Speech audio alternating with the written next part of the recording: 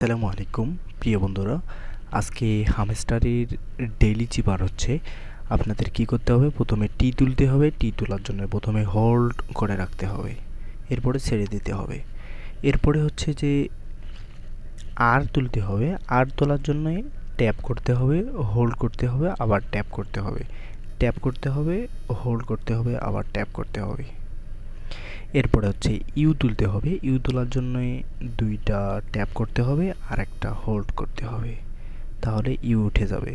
এরপরে হচ্ছে এস তুলতে হবে। এস তোলার জন্য অবশ্যই তিনটা ট্যাপ করতে হবে, 1 2 3।